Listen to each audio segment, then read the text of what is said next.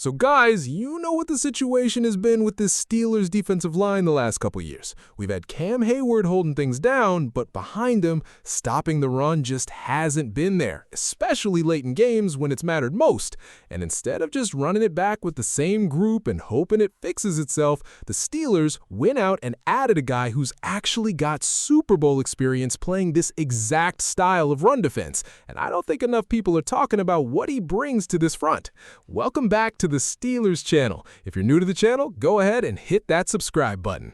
So let me just get into it, because I know you guys are wondering who I'm even talking about here. The name is Sebastian Joseph-Day. And honestly, guys, once you hear his background and what he actually does on tape, I think you're going to be as excited about this signing as I am. I know he's not a flashy name, he's not going to show up on any highlight reels, sacking the quarterback every week. But look, that's not what this defense needed. This defense needed somebody who could hold his ground, somebody who could eat up blockers and not get pushed around, and that's exactly what he does. Now, let's talk about who he actually is for a second, because I want you to understand why I'm this fired up about a defensive tackle signing. He's 31 years old, so he's not some young guy still figuring things out. He's a veteran who knows exactly what he's doing out there. 6'4", 310, and honestly, the thing that jumps out when you watch him is just how long his arms are. I mean, that matters more than people realize at that position, because it means he can keep blockers off his body. He can extend and control the line of scrimmage instead of getting swallowed up by double teams. And that's been the issue, right? That's literally been the issue for this defense the last couple years. Guys getting swallowed up at the point of attack and just getting moved backward 5-6 yards before the linebackers even have a chance to make a play. And here's what really gets me excited, honestly. This guy has experience playing basically every technique you can play on the defensive line.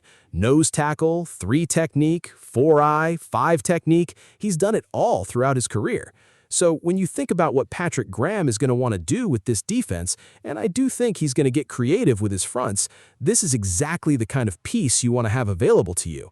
You know, we're still technically a 3-4 base defense, but I think we're going to see a lot more nickel packages this year, a lot more movement up front. And having a guy who can slide around and play multiple spots without losing anything, that's a luxury most teams don't have. Now let's talk contract for a second, because this is where I think this signing gets even better. 2 years, $11 million.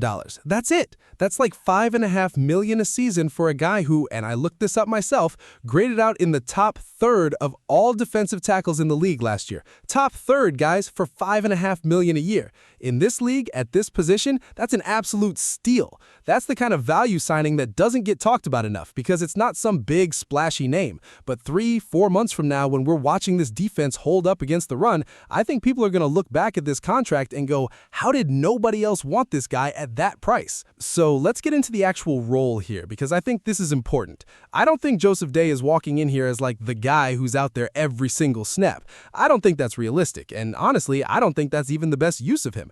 I see him more as your early down guy, your run down guy, somebody who's rotating in with Cam Heyward, with Derrick Harmon, with Keeanu Benton, and keeping everybody fresh. And that's actually a huge deal when you think about Cam Heyward's age at this point. I mean, we've asked so much of that guy for so many years, and there's been stretches, especially late in seasons, where you can just tell he's running on fumes because we haven't had the depth to spell him properly.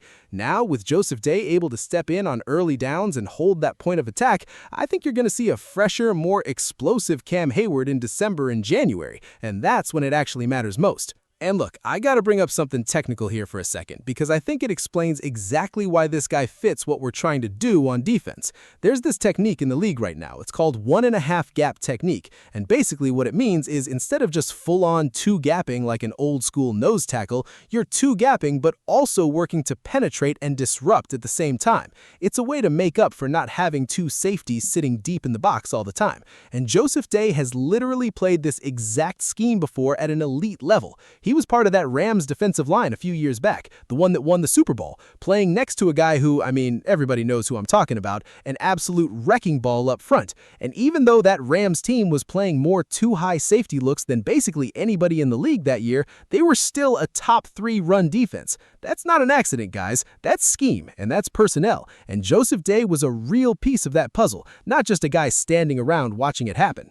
So when I think about what that means for us, I genuinely believe this fixes one of our biggest problems. Because think about it, we've been playing more too high safety structures ourselves the last couple years, trying to take away the deep ball, trying to protect against explosive plays, and the trade-off has always been, well, now you're light in the box. Now you're asking your front four to hold up on their own against the run without much help. And that's exactly the environment Sebastian Joseph-Day has already proven he can thrive in. This isn't some unproven concept for him. This is literally what he did at the highest level on a championship team.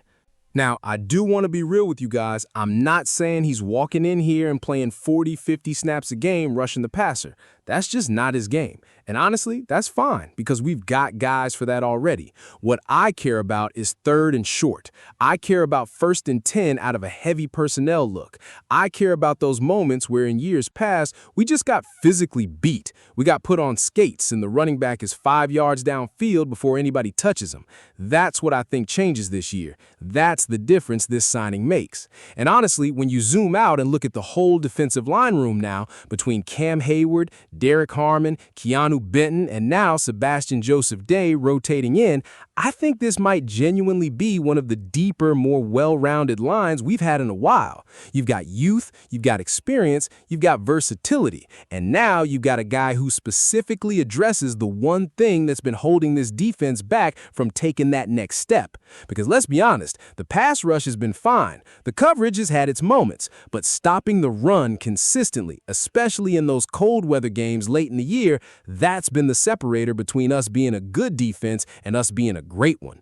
So I'm genuinely excited about this. I know it's not the sexiest signing. I know it didn't get the headlines that some of the bigger free agent moves got this offseason, but if you actually understand ball, if you actually watch this stuff closely like I do, you know this is exactly the kind of addition that turns a good defense into a scary one.